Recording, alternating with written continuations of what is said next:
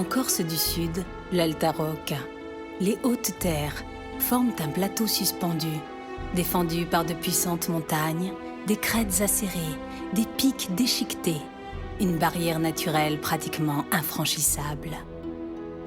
Dans ces massifs insulaires, les aiguilles de Bavela sont un pur joyau géologique, façonnées jadis par des compressions titanesques issues de la tectonique des plaques.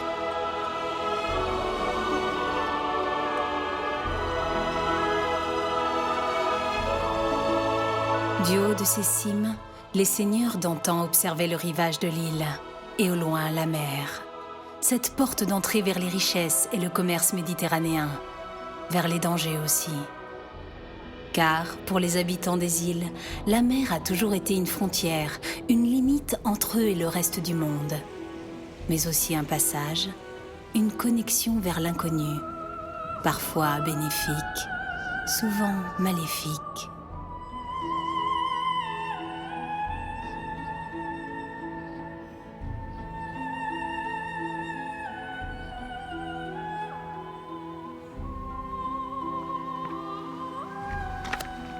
Elle est jolie cette tour, hein? Oui, elle est très jolie. Hein. Elle n'est pas très grande, mais elle a son charme. Hein? C'est vrai. Moi, c'est surtout l'endroit que je trouve exceptionnel. Tu as vu cette vue? C'est pas beau là? Waouh! Oh, là, on surplombe vraiment la mer. Quel bleu! Ouais. T'imagines l'eau translucide là? Qu'est-ce que c'est calme! Ouais, c'est vraiment joli. Et surtout ce contraste avec ces roches grises et au fond orangé. Ouais. Et le maquis bien vert. Ouais. Et là, la tour là-bas, tu la vois? La tour de Pinarello. Pinarello. Ouais. C'est pas beau tout ça? Ouais. On se croirait dans les Caraïbes. Ouais, on sait même mieux. Ouais, avec, sur ma droite, Fautea Beach. Et puis là, comme nos ancêtres les Génois, Ils se mettaient comme ça. ouais, le solarium. Ils avaient que ça à faire, les Génois. Tiens. Et qu'est-ce que tu voulais qu'ils fassent? À l'époque, à part observer la mer pour voir l'arrivée des pirates, ou jouer au tarot, je vois pas ce qu'ils pouvaient faire. Ils devaient être drôlement bronzés. Hein. Ouais. I torrigiani neri. Mais dis-moi, ils l'ont laissé comme ça, la tour. Eh ben non, tu vois, cette tour, elle était complètement détruite, enfin une partie détruite. Et ce n'est que dans les années 80 qu'elle a été restaurée. Elle a été restaurée par la FAGEC, qui est une association qui réhabilite le patrimoine bâti, à la fois religieux et historique de la Corse. Donc la FAGEC s'est occupée de cette petite tour de Fautea qui avait été détruite en 1650, bien entendu par les pirates, comme ont été détruites plusieurs tours sur la côte est de la Corse. Ils ont mis le feu et tout. Voilà. Enfin, c'est toujours la même histoire, les tours et les pirates. Hein. Ouais, regarde la roche, là, comme elle est belle. Roche brune, ça c'est du gneiss très ancien. Du gneiss? Ouais, qui appartient à de la famille des roches métamorphiques de l'île, qui est datée de, tiens-toi bien, 400 millions d'années. Et il y a plein de petits cristaux incrustés là, c'est du mica blanc et du quartz, tu vois, par endroits. Ouais, et ça fait plein de petites paillettes. Ouais, on dirait de l'argent, ça scintille. Ouais. Ouais. Elle est toute construite de cette roche, elle a été faite en 1592 par les Génois, les architectes génois qui l'ont bâtie. Donc très très résistante. Hein. Ouais, la roche elle est dure en fait. Okay. Ouais, et là elle a été beaucoup canonnée, mais elle a quand même résisté. Bon, elle n'est pas tombée en entier. Et du coup, je m'inquiète du sort des pauvres Torreggiani. Quand la tour était canonnée comme ça, certains disparaissaient à jamais, et d'autres sont partis dans les villages voisins. Ouais. Je crois que les 3 Torreggiani ici s'en sont sortis.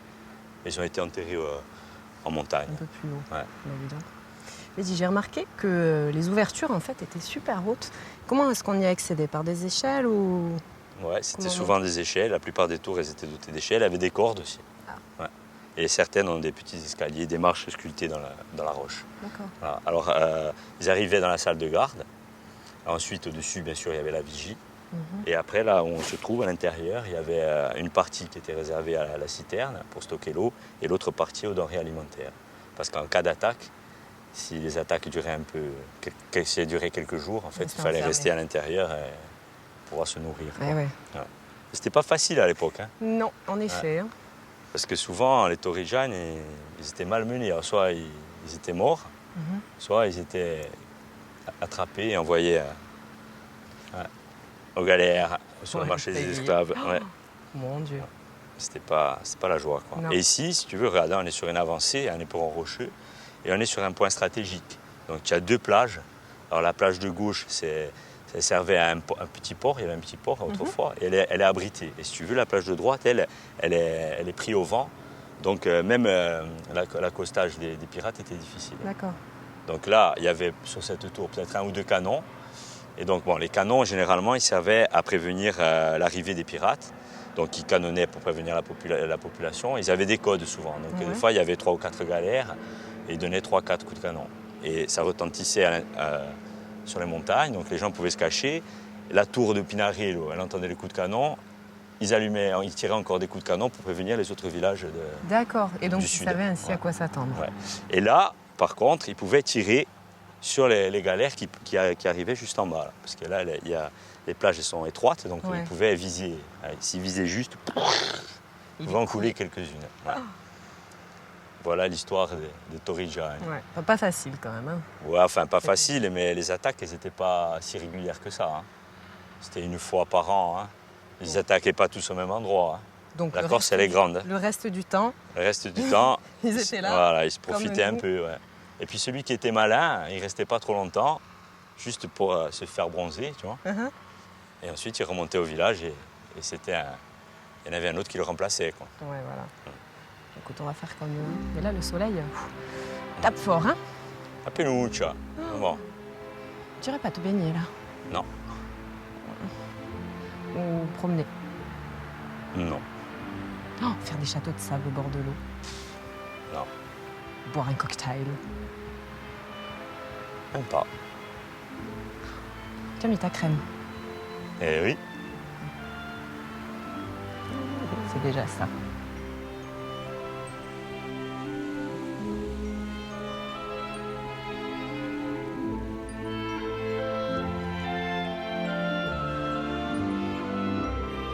Cette tour de Faoté a été bâtie sur un promontoire rocheux, un peu en arrière de la ligne de côte, afin d'être hors de portée des canons embarqués dans les galères des pirates. Les autres tours de la région sont elles aussi en position reculée, se servant des rochers naturels comme remparts. Elles dominent alors la mer sur de vastes étendues, remplissant pleinement leur rôle de vigie.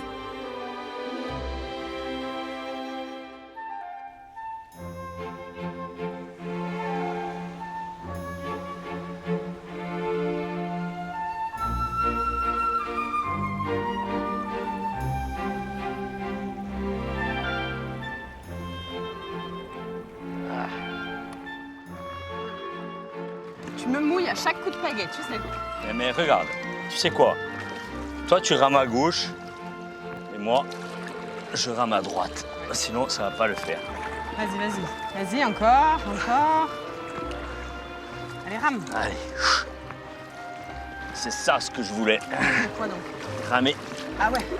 On n'aurait pas pu prendre genre un gros bateau, un voilier ou un yacht à moteur, non? Non. Comme les Indiens. Ouais, mais c'est épuisant, hein? Je vais te laisser ramer un peu, non?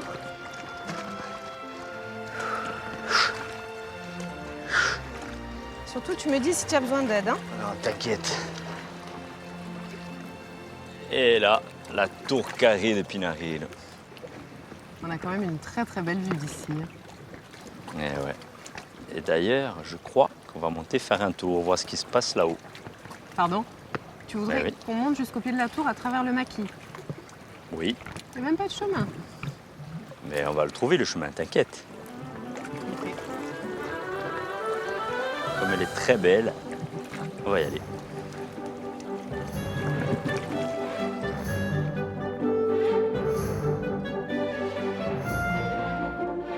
Depuis leur canoë, Paul et Karine partent à l'assaut de cette tour de Pinarillo, comme jadis les pirates à bord de leurs galères.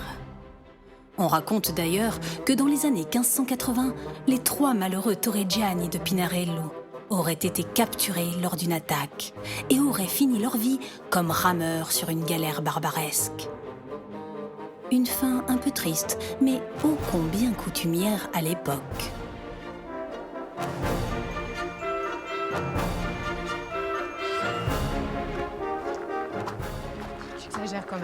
m'a fait traverser tout le maquis. Regarde, j'ai les jambes complètement lacérées.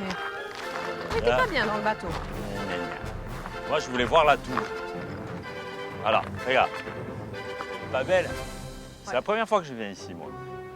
Je voulais me rendre compte. Elle est pas mal. Regarde-moi ça, comme elle est grosse.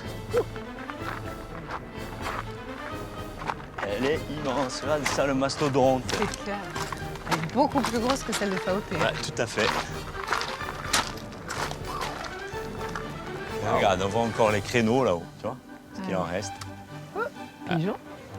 Et la porte qui est exposée en face sud de la tour. Tu sais pourquoi? Non? En fait, c'est pour avoir un maximum de soleil à l'intérieur. Parce qu'à l'époque, c'était pas facile à vivre à l'intérieur des tours confinées là. Et du coup, il prenait aussi la chaleur du soleil. Ouais. D'accord. Elle est jolie, hein? Ouais. Tu as vu ces rochers roses là? C'est joli. C'est quoi? Ça, c'est du granit à grains très fins. Et d'ailleurs, on le retrouve sur la façade de la tour. Il y a du rose, il y a du jaune, de l'ocre, du marron. C'est marrant parce que les deux tours ne sont pas très loin l'une de l'autre et elles ne sont pas du tout construites dans le même matériau. Hein. Non, Faoté, c'est en gneiss et Pinaril en granit. C'est joli aussi. Hein. Ouais. Je préfère Faoté à El Santi. Et moi, je préfère celle-là. On m'a dit que les tours carrées étaient très anciennes et qu'elles étaient d'origine pisane. Pisane, non, elles sont génoises, comme les rondes. Et les rondes, elles étaient plus solides parce qu'en fait, quand elles prenaient un boulet de canon, souvent, les boulets tapaient sur les flancs et ça ébréchait un petit peu la tour. Alors que les carrés, comme ça tapait plein pot et par terre. Alors du coup, pourquoi est-ce qu'ils ont fait des carrés? Alors, en fait, les premières tours, elles ont été construites en 1520 et c'était dans le Cap Corse, dans le nord du Cap Corse. C'est les seigneurs locaux qui avaient prêté allégeance à la République de Gênes qui ont fait édifier ces tours. En même temps, il fallait protéger la population qui cultivait les terres du Cap Corse. Ensuite, il y a une deuxième phase, c'était en 1540, où la République de Gênes va octroyer en fait, une concession à des familles de nobles qui, eux, vont cultiver les terres et en échange, ils vont construire eux-mêmes ou faire construire les tours. D'accord. Voilà. Et après, par la suite, c'était la dernière phase, c'était en 1585, on a eu les Génois qui ont fait appel à des architectes génois qui ont construit les dernières tours de l'île. Enfin, ça me dit toujours pas pourquoi elles sont carrées. Hein. Ben, elles sont carrées parce que les familles de nobles ont fait appel à des maçons locaux. Donc les maçons locaux avaient l'habitude de construire des maisons carrées et des maisons fortifiées. Donc ils ont recopié les plans et ont fait des tours carrées. Bien sûr, ça paraît logique. Alors cette tour de Pinaril, elle a été construite en 1570, avant les dernières tours. Et elle a été détruite par la suite, bien entendu, par les Barbaresques qui sont venus la raser. Alors les Génois, ils l'ont reconstruite un peu plus tard. Et elle a servi, en fait, à contrôler les marchandises qui quittaient la Corse et qui arrivaient. Parce que les Génois avaient mis en place un impôt sur les marchandises. Et aussi, il y avait beaucoup de contrebande dans le coin, donc il fallait veiller au mouvement des navires. C'est clair. J'imagine qu'avec la géographie de l'île, l'activité a dû être vachement lucrative. Hein. C'est bien ça. En tout cas, elle doit faire partie des deux tours les plus cotées de l'île. Hein. Ouais, avec celle de la Parate, celle des sanguinaires. Parce que là, on est à Pinaril, derrière, qu'est-ce qu'il y a? Punta d'Arras, derrière Saint-Cyp et Porto Vec. Tu imagines là ce qu'il faut pour se payer une tour comme ça? Et l'île de la Parate avec les sanguinaires. Oui, Ajaccio. Moi, je préfère celle d'Ajaccio. Moi aussi.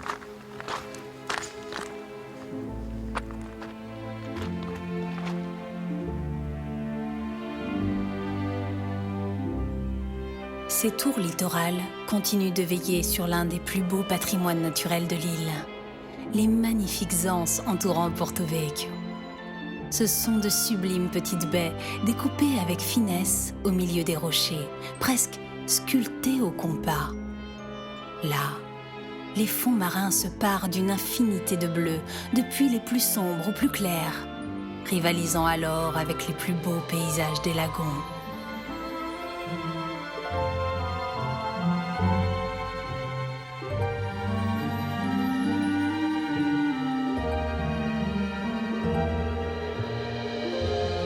Ces rivages enchanteurs sont ourlés de sable blanc, formant une fine bande immaculée, douce et régulière, prolongée à l'arrière d'une végétation dense qui déroule paisiblement ses innombrables nuances de vert, jusqu'à l'horizon, où ils finissent par se mélanger avec les bleus de la mer et du ciel dans une harmonie presque absolue. Et les quelques îlots de verdure qui émergent le long de ces côtes renforcent cette impression de plénitude, comme si l'on voguait au milieu d'un grand lac.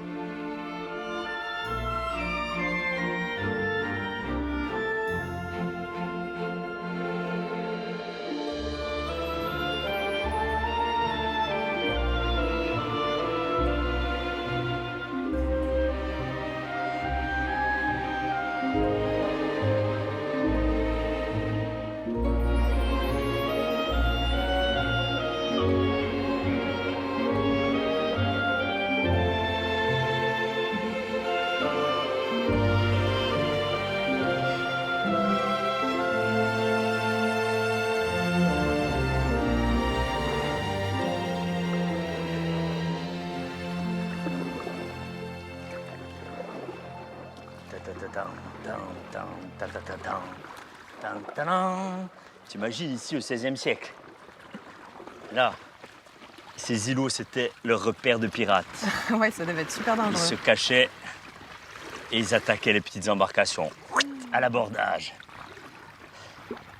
C'est très très joli en tout cas ici. Hein. Ouais, tous ces rochers. Et là, en face de nous, il y a le petit îlot de Maestro Maria. C'est le plus petit îlot de l'archipel des Cervicales. Ouais, il y a plein d'îlots. Là, tu as Foran.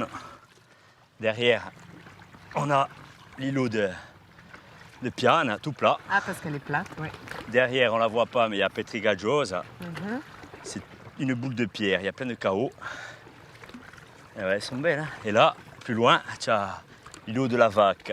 D'ailleurs, je vais te laisser là-bas. Oui, il n'y a rien. Il y a Et au fond, même pas un buisson. il y a les îlots du taureau, le Toros. Hein. Et là, c'est le paradis pour les animaux Ah oui, j'imagine. Il y a Les personne, oiseaux. personne qui vient les embêter là. Hein. et les plantes. Personne ne les piétine. Ouais. Bien, moi, j'ai lu dans un livre que ces petits îlots auraient été en fait la source d'inspiration de Apollonios de Rhodes, un poète grec, dans son célèbre couplet sur les Argonautes. Apollonios, un bonhomme.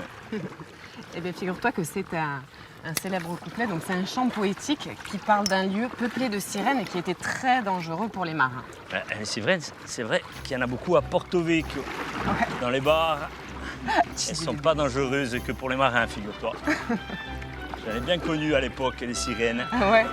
Tu devais être un vrai tombeur de sirènes, toi, plus jeune. Hein. Avec des belles jambes. Attenti, les pirates, si tu rames mal, on va se faire... Oui, ben on va essayer de ne pas aller contre les rochers. Hein. Ta-da-da-dam, tam, tam, ta-da-da-dam.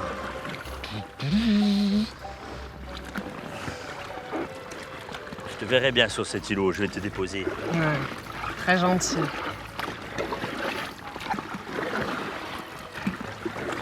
Rame.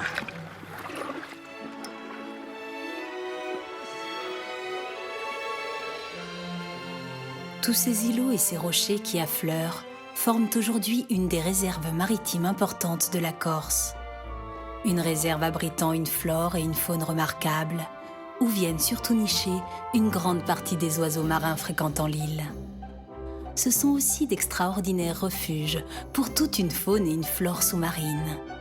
Car ces chaos rocheux sont en réalité les sommets du relief très vallonné de l'île, qui se prolonge jusque dans la mer.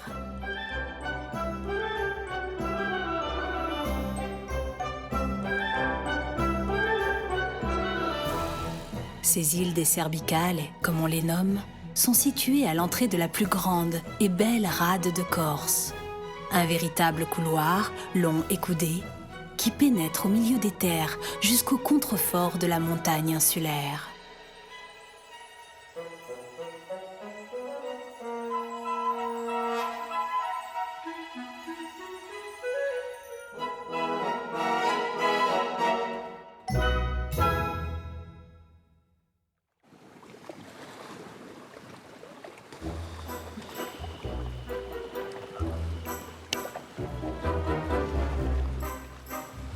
Tu m'as dit ce matin, viens, on sort, on prend le canoë, on va voir les îles, Porto Vecchio, il fait beau.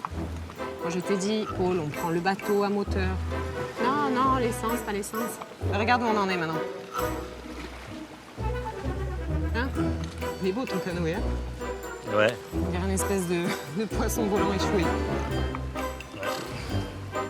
Ah, tu n'as pas besoin de l'attacher. Hein. Dans l'état dans lequel il va pas aller très loin. Alors, heureusement qu'on a trouvé cette petite île. En tout cas, on est bien là, regarde, le phare, on peut en faire une maison. Oh oui. Et là, cette rade naturelle de Porto-Vecchio, tu vois. Ouais, Donc les Génois, ils sont venus, les Grecs, bien avant, les Phéniciens ont occupé la baie. Là. Ouais, les Argonautes aussi. Ouais, les sirènes. Mm. Alors, on est bien. Et tu sais que selon Hérodote, c'est Cournos, le fils d'Hercule, qui aurait colonisé cette terre et qui lui aurait donné son nom, Kyrnos. C'est pas Kyr qui vient du phénicien promontoire rocheux, hein, et pont rocheux, non? À moins que ça vienne du phénicien Corsaï, qui veut dire terre boisée. Ouais. Je sais plus. Et tu connais l'histoire de course à la jeune bergère Ligure? Non. Alors, c'est l'histoire donc de cette jeune fille qui était partie après un taureau, après un jeune taureau qui s'échappait souvent du troupeau. Et ce jour-là, la bête avait décidé d'aller à la mer et il a commencé à nager vers le large. Alors Corse, qui voulait le rattraper, a pris son courage à deux mains et est parti après lui. Et ils ont nagé longtemps, longtemps.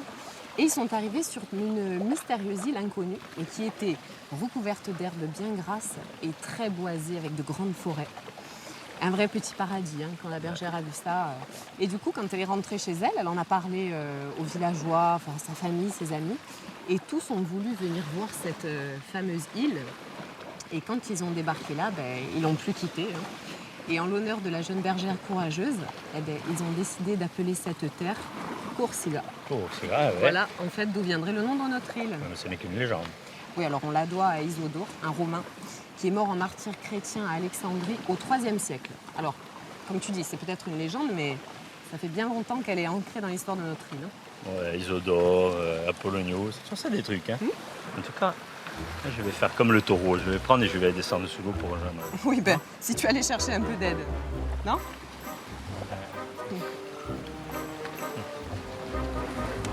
C'est dommage, hein?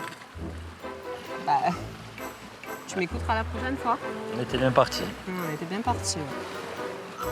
Voilà comment on finit.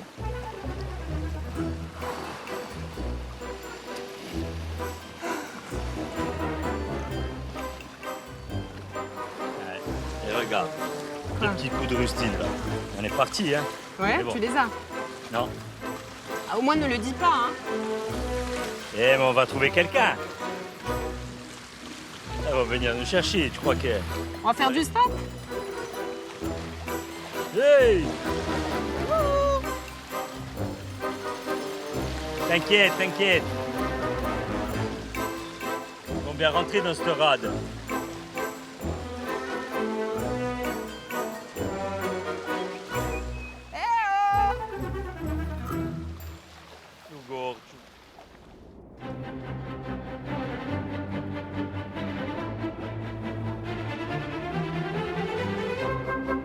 Ne vous inquiétez pas, les amis. Je pars vous chercher de l'aide à Tire-d'Aile. La cité balnéaire de Porto-Vecchio n'est pas très loin. Oh, qu'elle est jolie cette rade de Porto-Vecchio, avec sa petite ville portuaire bien blottie au fond de la baie. L'émotion est toujours grande, le charme toujours intact. Juste à côté, entre la mer et la terre, ces fameux salins apportent une touche d'ocre dans le paysage. Sublime. Aujourd'hui inexploités, ils assurèrent jadis la renommée de la ville, la cité du sel. C'est à l'extrême fin du XVIIIe siècle que l'exploitation de ces salins redémarra, après une très longue période d'abandon.